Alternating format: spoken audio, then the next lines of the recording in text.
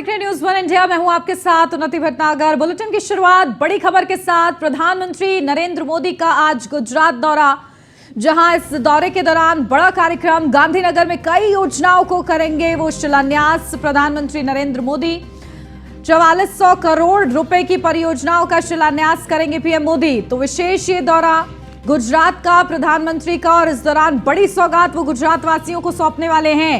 4400 करोड़ की परियोजनाओं का शिलान्यास प्रधानमंत्री करेंगे और आज उनका इसी के चलते महत्वपूर्ण दौरा बताया जा रहा है। अखिल भारतीय शिक्षा संघ के अधिवेशन में शामिल होंगे प्रधानमंत्री नरेंद्र मोदी। विशेष उनका दौरा, गांधीनगर में कई योजनाओं का करेंगे शिलान्यास। तो प्रधानमंत्री नरेंद्र मोदी का गुजरात दौरा बेहद ही ज्यादा महत्वपूर्ण। उनके प्रस्तावित दौरे को ध्यान में रखते हुए प्रशासन भी व्यवस्थाओं में जुटा हुआ है ताकि प्रधानमंत्री के दौरे के दौरान किसी भी तरीके से कोई अव्यवस्था सामने ना आए। महत्वपूर्ण ये दौरा प्रधानमंत्री नरेंद्र मोदी का गुजरात का बताया जा रहा है, जहां एक तरफ बड़ी सौगात प्रधानमंत्री नरेंद्र मोदी आज गुजरात वासियों को देने वाले हैं। तो देखिए, लगातार प्रचार की तैयारियों में जुटे हुए थे प्रधानमंत्री नरेंद्र मोदी और इस बीच आज उनका गुजरात का दौरा है।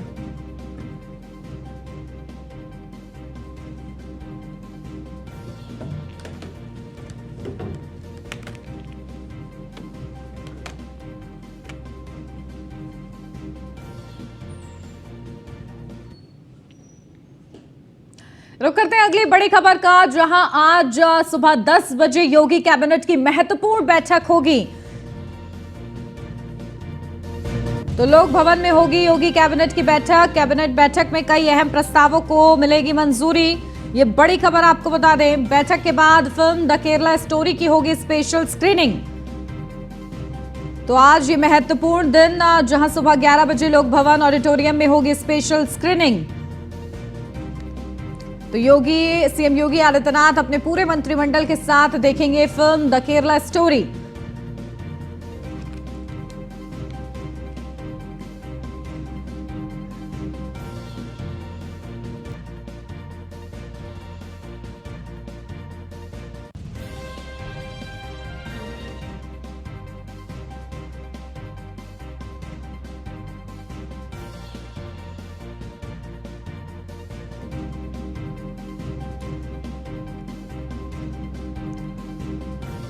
तो दिल्ली से अगली बड़ी खबर सामने आ रही है, जहां जंतर मंतर पर पहलवानों का प्रदर्शन लगातार जारी है और डब्ल्यूएफआई अध्यक्ष बृजभूषण शरण सिंह के खिलाफ लगातार पहलवान अपनी मांगों को लेकर अड़े हुए हैं और लगातार उनकी गिरफ्तारी की मांग की जा रही है। इस मामले को लेकर आज बाकी पीड़ित कोर्ट में धारा 164 बयान दर्ज कराएंगे।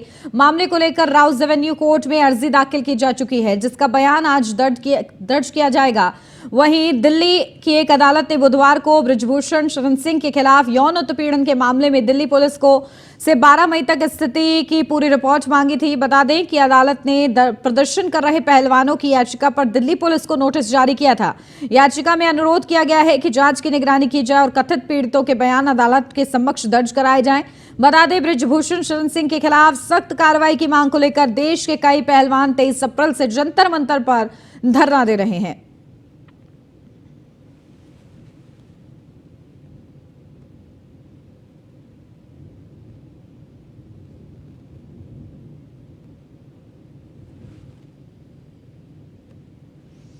तो पहलवानों का प्रदर्शन लगातार जारी है और आज इसी को लेकर बयान दर्ज किए जाएंगे।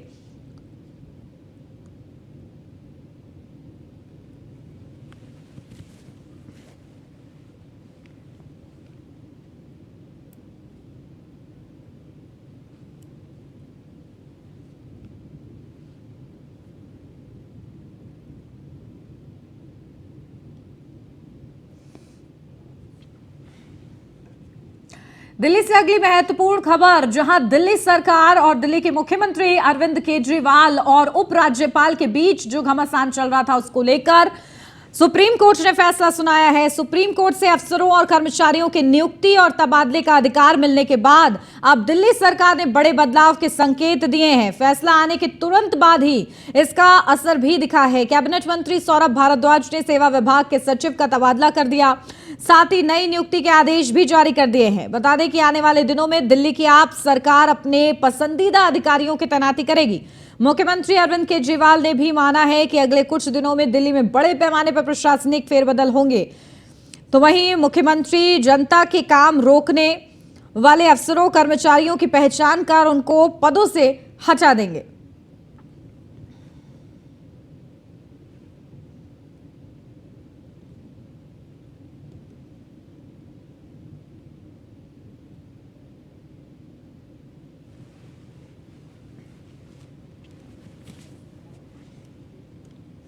तेरह मई वो तारीख जब कर्नाटक विधानसभा चुनाव के नतीजे सामने आएंगे, लेकिन इससे पहले चुनाव आयोग को ईवीएम को लेकर शिकायत की थी कांग्रेस पार्टी ने, जिसे चुनाव आयोग ने खारिज कर दिया है। दरअसल कांग्रेस ने दावा किया था कि कर्नाटक में मतदान के लिए चुनाव आयोग द्वारा इस्तेमाल की जाने वाली ईवीएम मशीनें पहले दक्षिण अफ्रीका में लगाई गई थी।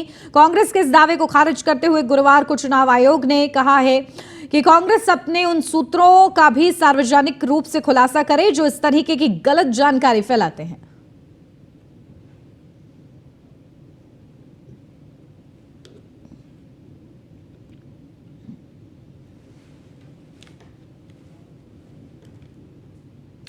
तिहाड़ जेल में जो कुछ हुआ तिल्लू ताजपुरिया के साथ, उसके बाद अब प्रशासन ने बड़ी कार्रवाई की है। करीब 99 अफसरों के लिए तबादले कर दिए गए हैं। डीजी तिहाड़ संजय बेनीवाल के आदेश पर तबादले किए गए हैं। बड़े स्तर पर तिहाड़ जेल में डीजी ने तबादलों के आदेश दिए हैं। तो तिल्लू ताजपुरिया हत्याकांड के बाद प्रशासन की बड़ी कार्रवाई, करीब 99 अफसरों के तबादले कर दिए गए हैं।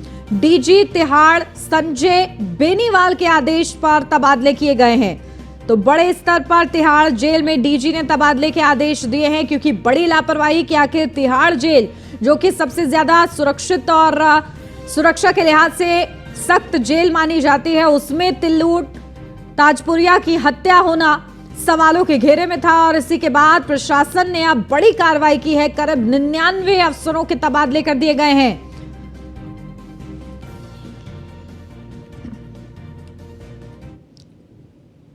तो लापरवाही के मद्देनजर ये बड़ी कार्रवाई की गई है।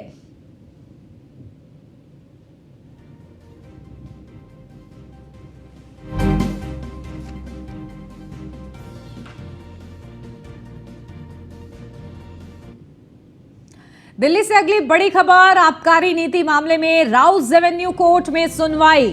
तो महत्वपूर्ण ये अपडेट, जहां राउज एवेन्यू कोर्ट में आबकारी नीति मामले में सुनवाई। व्यवसायी अमनदीप सिंह डल की जमानत अर्जी पर सुनवाई हो गया।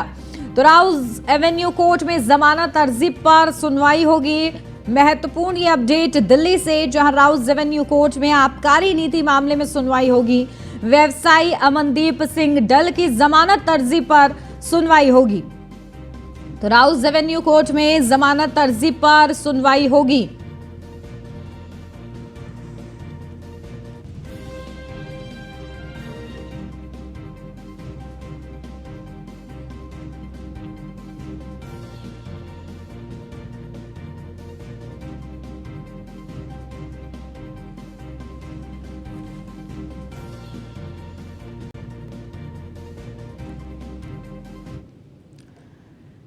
बढ़ते आगे लखनऊ से अब बड़ी खबर, जहां उत्तर प्रदेश विधानसभा परिषद की 2 सीटें खाली होने के बाद उन पर चुनाव घोषित किया गया है। विधान परिषद में 2 सदस्यों के लिए होगा 11 मई से चुनाव। सिक्किम के गवर्नर बनाए गए लक्ष्मणाचार्य के इस्तीफे से रिक्त हुई है सीट। बनवारी लाल की मौत के बाद रिक्त हुई सीटों पर होगा चुनाव। एमएलसी चुनाव में नामांकन की आखिरी तारीख 18 मई, नामांकन के नाम वापसी 22 मई तक। 29 मई को विधान परिषद के 2 सदस्यों के लिए होगा चुनाव।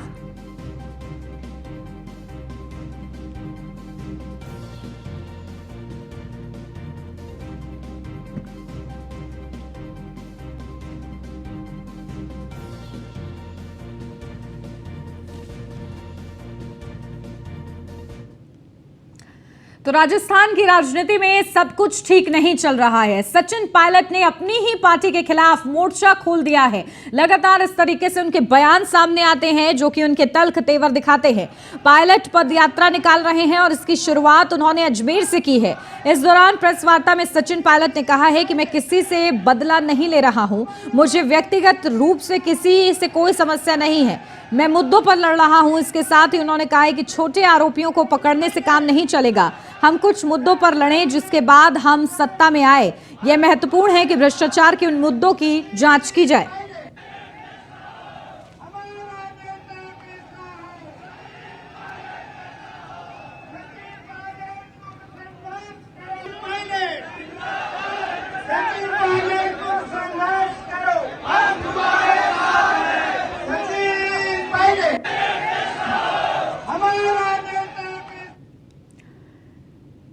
तो ट्विटर में आए दिन बड़े बदलाव होते रहते हैं, लेकिन इस बीच एक बड़े बदलाव के संकेत सामने आए हैं, जहां ट्विटर के सीईओ पद से इस्तीफा देंगे एलन मस्क। एलन मस्क ने ही अपने आधिकारिक ट्विटर हैंडल से इसकी घोषणा की है, जहां ट्विटर के कार्यकारी अध्यक्ष और मुख्य प्रौद्योगिकी अधिकारी के रूप में काम करने का ऐलान किया है।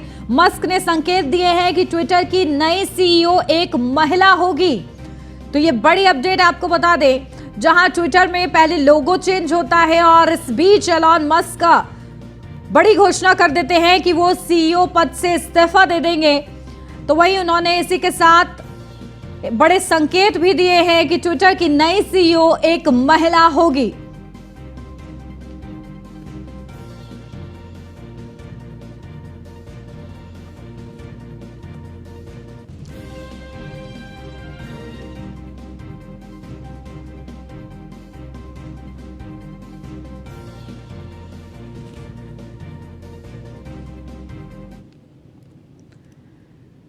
अनुराग जो कि एक पर्वतारोही है, उनको किस तरीके से बचाया गया, अब उसको लेकर उन्हें दिल्ली वापस लाया जा रहा है। अनुराग मालू उनका नाम है, जहां नेपाल में अन्नपूर्णा पर्वत शिखर की गहरी दरार से बचाए गए भारतीय पर्वतारोही हैं वो, और उनको हवाई मार्ग से अब नई दिल्ली लाया जा रहा है। पर्वतारोहण अभियान का आयोजन करने वाली संस्था सेवन समिट ट्रैक के कर्मचारी थानेश्वर गुरगैन ने कहा है कि उन्हें एक एयर एम्बुलेंस से नई दिल्ली के एम्स लाया गया है। राजस्थान के किशनगढ़ के रहने वाले 34 वर्षीय अनुराग अप्रैल के मध्य में कैंप 3 से उतरते समय लगभग 6000 मीटर से गिर जाने के बाद लापता हो गए थे। बता दें कि माउंट अन्नपूर्णा दुनिया का 10वां सबसे ऊंचा पर्वत है।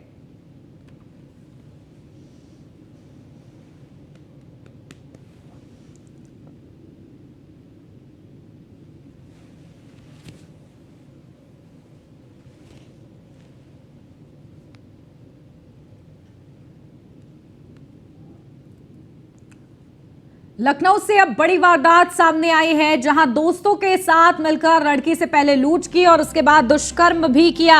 चाकू की नोक पर दोस्त संग मिलकर युवती से रेप का प्रयास। आरोपियों पर चेन और झुमकी लूटने का भी आरोप लगा है। पुलिस ने आरोपियों पर केस दर्ज किया है। युवती का आरोपी कई दिनों से पीछा कर रहे थे। इंदिरा नगर पुलिस मुकदमा दर्ज कर मामले की जांच में जुटी हुई है। तो लूट का प्रयास के बाद दुष्कर्म का प्रयास, तो चाकू की नोक पर दोस्त संग मिलकर युवती से रेप का ये पूरा मामला है। आरोपियों पर चेन और झुमकी लूटने का भी आरोप लगा है। पुलिस ने आरोपियों पर केस दर्ज कर लिया है।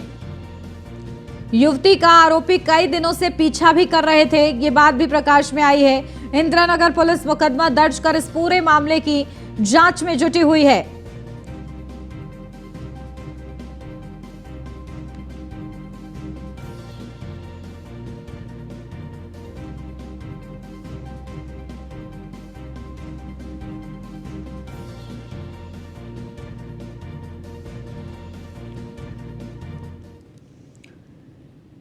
लखनऊ से अब खबर, जहां मोहनलालगंज में बड़ा हादसा हो गया है। इस सड़क हादसे की वजह से कई लोग घायल भी हुए हैं। तो घटना के बाद मौके से फरार हो गया है कार ड्राइवर, जहां तेज रफ्तार से आ रही कार ने 6 से ज्यादा लोगों को टक्कर मारी है।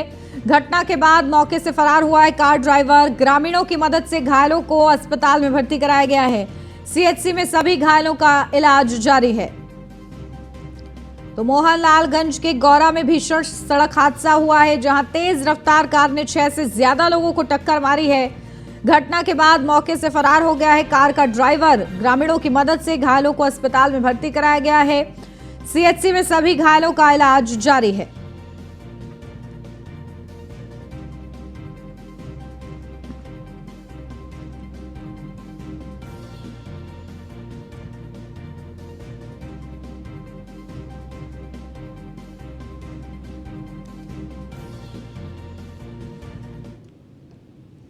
राजधानी लखनऊ में लगातार चेन स्नैचिंग की घटनाएं बढ़ती जा रही हैं, जो कि प्रशासन के लिए बड़ी चुनौती बन गया है।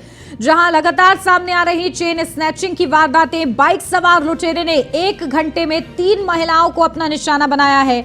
बिना नंबर की बाइक से वारदात को अंजाम देते हैं लुटेरे। कई थाना क्षेत्रों में बाइक सवार लुटेरे इस घटना को अंजाम दे चुके हैं। सीसीटीवी फुटेज खंगालने में पुलिस जुटी हुई है। तो राजधानी का ये पूरा मामला, जहां चेन स्नैचिंग की जो घटनाएं हैं वो तेजी के साथ बढ़ रही हैं। बाइक से आते हैं ये लुटेरे और चेन स्नैच कर ले जाते हैं। सीसीटीवी फुटेज खंगालने में अब पुलिस जुटी हुई है ताकि आरोपियों का पता लगाया जा सके।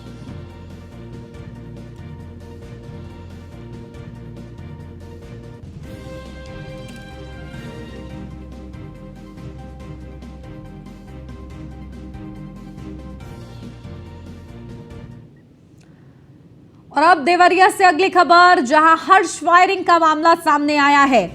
अवैध असलाहा से हर्ष फायरिंग, भोजपुरी गानों पर फायरिंग करने का वीडियो वायरल हो रहा है। शादी समारोह कार्यक्रम में असलाहा लहराते हुए फायरिंग की गई है। देवरिया के तरकुलवा थाने के सोनखुला रामनगर का पूरा मामला बताया जा रहा है। तो अवैध असलाहा से हर्ष फायरिंग, भोजपुरी गानों पर फायरिंग करने का वीडियो वायरल, शादी समारोह कार्यक्रम में असलाहा लहराते हुए फायरिंग। तो देवरिया के तरकुलवा थाना के सोनहुला रामनगर का पूरा मामला बताया जा रहा है।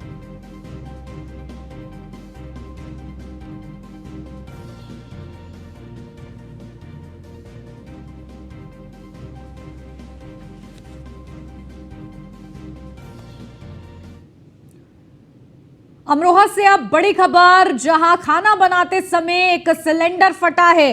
गैस सिलेंडर लीकेज होने से यह हादसा हुआ है। खाना बनाते समय गैस सिलेंडर फट गया। सिलेंडर फटने से छत उड़ गई है घर की। मकान की छत गिरने से करीब 4 लोग घायल हो गए हैं। सिलेंडर फटने से मोहल्ले में अफरा तफरी मच गई। घायलों का अस्पताल में भर्ती कराया गया है। धनौरा थाना क्षेत्र के मोहल्ला महादेव का ये पूरा मामला बताया जा रहा है।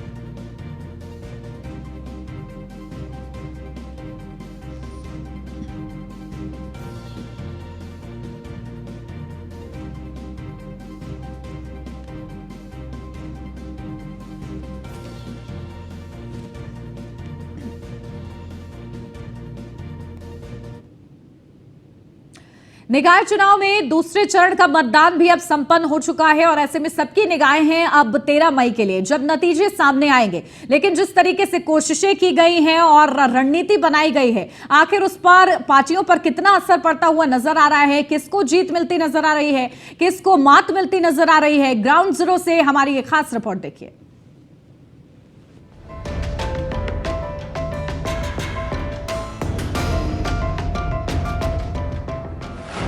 खत्म हुआ निकाय का रण, अब नतीजे का इंतजार। 13 मई को डूबेगी किसकी नैया, किसका होगा बेड़ा पार।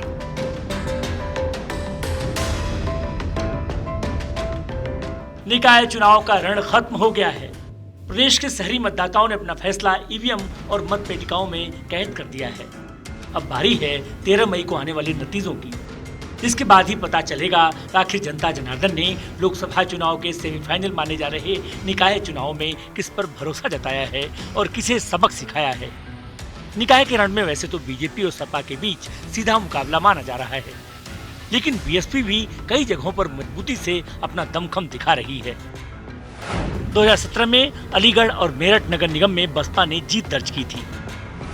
गाजियाबाद, अयोध्या, बरेली और कानपुर में भाजपा का परचम फहरा था। इन चुनावों में सपा के हाथ खाली रहे थे। बीएसपी ने इस बार कुल 11 मुस्लिम चेहरे मेयर प्रत्याशी के तौर पर उतारे हैं, जिनमें दूसरे चरण की 7 नगर निगम सीटों में से 5 मुस्लिम प्रत्याशी मोर्चे पर डटे हैं। जाहिर है बीएसपी का मुस्लिम दांव अगर कारगर साबित होता है तो सबसे ज्यादा नुकसान समाजवादी पार्टी को ही उठाना पड़ेगा, पर ऐसे में बीजेपी को फायदा भी मिल सकता है।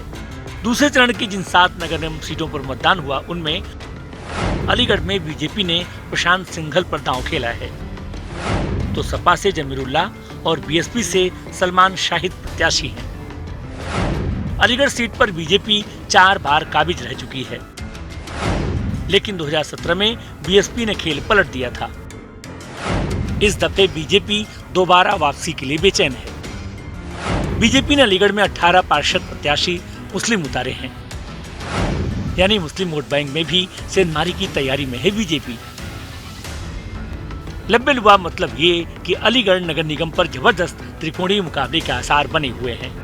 वहीं बात अगर बरेली नगर निगम की करें तो यहाँ बीजेपी और सपा समर्थित प्रत्याशी के बीच सीधा मुकाबला देखने को मिल रहा है। यहाँ बीजेपी ने मेयर पद के लिए उमेश गौतम को उतारा है, जिनका सीधा मुकाबला सपा समर्थित प्रत्याशी डॉक्टर IS तोमर से देखने को मिल रहा है। 2 बार के मेयर रहे डॉक्टर तोमर को सपा ने आखिरी वक्त में समर्थन दिया। 2017 के चुनाव में उमेश गौतम ने सपा प्रत्याशी रहे तोमर को कड़े मुकाबले में हराया था। बीजेपी को 1,39,127 वोट मिले थे, जबकि सपा के तोमर को 1,23,211 वोट मिले थे। यानी इस बार भी कड़ा मुकाबला होने के पूरे आसार हैं। हालांकि बीएसपी प्रत्याशी यूसुफ जरीवाला और कांग्रेस प्रत्याशी डॉक्टर KB त्रिपाठी भी अपनी अपनी बिरादरी के वोटों के सहारे टक्कर देने की कोशिश में हैं। बात गाजियाबाद की करें तो यहाँ हमेशा से बीजेपी का गढ़ माना जाता रहा है। ये और बात है कि इस बार के नगर निगम चुनाव में जिस कदर पार्टी ने बगावत झेली है वो इससे पहले कभी नहीं देखने को मिली। दिग्गज नेताओं के टकराव में बीजेपी का माहौल थोड़ा बिगड़ा जरूर है, लेकिन इसका असर चुनावी नतीजों पर कितना पड़ेगा इसके लिए 13 मई का इंतजार करना होगा। गाजियाबाद में बीजेपी ने सुनीता दयाल को उतारा है, तो सपा गठबंधन से पूनम यादव, कांग्रेस ने पुष्पा रावत और बीएसपी ने निसार खान को प्रत्याशी बनाया है। बीजेपी के लिए राहत की बात यह है कि अगर बीएसपी के निसार खान मुस्लिम वोटों में अच्छी सेंधमारी कर देते हैं तो बीजेपी को एक बार फिर गाजियाबाद नगर निगम पर काबिज होने का मौका मिल जाता है। अब बात करते हैं शाहजहांपुर की, जहां मतदान के बाद बने माहौल में मुकाबला बीजेपी और सपा के बीच दिख रहा है। प्रदेश के 3 मंत्रियों के लिए प्रतिष्ठा का सवाल बनी इस सीट पर बीजेपी और सपा दोनों ही ध्रुवीकरण के सहारे शहमात के खेल को खेल रही हैं। बीजेपी ने सपा की घोषित महापौर प्रत्याशी अर्चना वर्मा को नामांकन के एक दिन पहले अपने खेमे में शामिल कर लिया और उन्हें महापौर का टिकट दे दिया। आनन फानन में सपा को माला राठौर को अपना प्रत्याशी बनाना पड़ा। यहाँ करीब 40% मुस्लिम वोटर हैं। इसको देखते हुए बीएसपी ने शगुफ्ता अंजुम और कांग्रेस ने निकहत इकबाल को टिकट दिया है। यानी शाहजहांपुर में अगर हिंदू मुस्लिम ध्रुवीकरण का दांव कारगर रहा तो बीजेपी और सपा के बीच सीधा मुकाबला देखने को मिल सकता है। बात कानपुर की करें तो यहाँ पर मुकाबले में पहली बार कांग्रेस भी दिख रही है। कानपुर में बीजेपी सपा की लड़ाई में कांग्रेस त्रिकोणी बनाने में जुटी है। बीजेपी ने निवर्तमान महापौर प्रमिला पांडे पर भरोसा जताया, तो सपा ने विधायक अमिताभ वाजपेयी की पत्नी वंदना वाजपेयी को उतारा है। कांग्रेस ने आशनी विकास अवस्थी को मैदान में उतारा है। ब्राह्मण बहुल कानपुर सीट पर तीनों प्रमुख दलों ने ब्राह्मण चेहरे उतारे हैं। सपा को मुस्लिम वोट बैंक से सरप्लस वोट मिलने का भरोसा है, तो बीजेपी को राजपूत और ओबीसी वर्ग के कोटे के सहारे आगे बढ़ने की उम्मीद है। बात रामनगरी अयोध्या की करें तो यहाँ सीधी लड़ाई बीजेपी और सपा के बीच दिख रही है। बीजेपी ने यहाँ महंत ग्रीष्म त्रिपाठी पर दांव आजमाया है, तो सपा की ओर से आशीष पांडे मैदान में है। वहीं कांग्रेस से प्रमिला राजपूत और बीएसपी से राममूर्ति यादव लड़ाई को त्रिकोणी बनाने की कोशिश में है। हालांकि राममय हो चुकी अयोध्या में बीजेपी की लड़ाई ज्यादा मुश्किल नहीं दिख रही है। वहीं बात अगर मेरठ नगर निगम की जाए तो सबसे ज्यादा दिलचस्प मुकाबले के आसार यही नजर आ रहे हैं। यहाँ बीजेपी ने हरिकांत अहलूवालिया, सपा से सीमा प्रधान और बीएसपी ने हशमत मलिक को प्रत्याशी बनाया है। यहाँ असली गेम चेंजर मुस्लिम मतदाता होने वाले हैं। जिनका साथ सपा और बीएसपी में से किसी भी प्रत्याशी को मिल गया तो बीजेपी के लिए राह मुश्किल हो सकती है। हालांकि बीजेपी ने यहां बड़े चेहरों की पूरी फौज झोंक रखी थी पूरे चुनाव के दौरान। फिर भी मेरठ सीट पर जीत के लिए कौन दल जीतेगा ये तो 13 मई को ही पता चलेगा। यानी दूसरे चरण के 7 नगर निगमों का गणित इस दफे बेहद उलझा हुआ है। निकाय चुनाव में बीजेपी के मुस्लिम दांव ने विपक्षी दलों को हैरान परेशान कर रखा है, क्योंकि अगर बीजेपी का मुस्लिम दांव इन चुनावों में चल गया तो यकीन मानिए इसका गहरा असर 2024 के लोकसभा चुनावों पर देखने को मिलेगा, जहां विपक्ष के लिए चुनौतियां और बढ़ जाएंगी। Bureau report, news 1 India.